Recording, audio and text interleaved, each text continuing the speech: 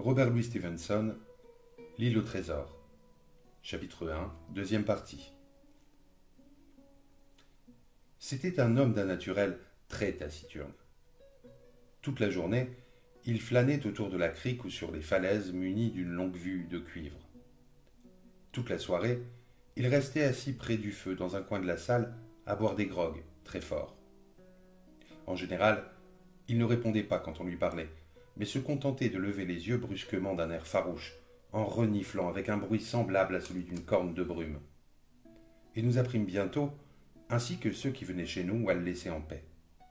Chaque jour, au retour de sa promenade, il demandait si aucun matelot n'était passé sur la route. Nous pensâmes d'abord qu'il posait cette question parce qu'il avait besoin de la compagnie de ses pareils, mais nous finîmes par comprendre qu'il désirait les éviter.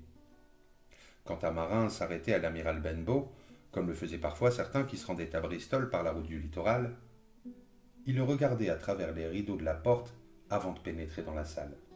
Et il ne manquait jamais de rester muet comme une carpe chaque fois qu'il y en avait un. Pour moi, à tout le moins, cette affaire ne présentait rien de mystérieux, car en un sens, je partageais ses craintes.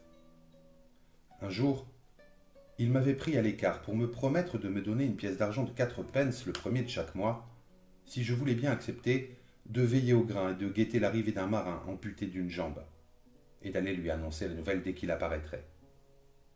La plupart du temps, lorsque le premier du mois j'allais trouver notre pensionnaire pour lui réclamer mon dû, il se contentait de renifler d'une façon menaçante et de me faire baisser les yeux. Mais avant la fin de la semaine, il ne manquait pas de se raviser, de m'apporter ma pièce d'argent et de renouveler son ordre, de guetter l'arrivée d'un marin amputé d'une jambe. Je n'ai guère besoin de vous dire à quel point ce personnage hantait mes rêves. Par les nuits de tempête, lorsque le vent ébranlait la maison de fond en comble, lorsque les vagues grondaient dans la crique et montaient à l'assaut des falaises, je le voyais sous 1000 formes, avec 1000 expressions diaboliques. Tantôt, la jambe était coupée à la hauteur du genou, tantôt à la hauteur de la hanche. Ou bien, l'homme était une créature monstrueuse qui n'avait jamais eu qu'une seule jambe placée au milieu du corps. Le voir courir à mes trousses, en sautant les haies et les fossés, était le pire des cauchemars. Tout compte fait, je payais assez cher par ces abominables visions ma pièce d'argent mensuelle.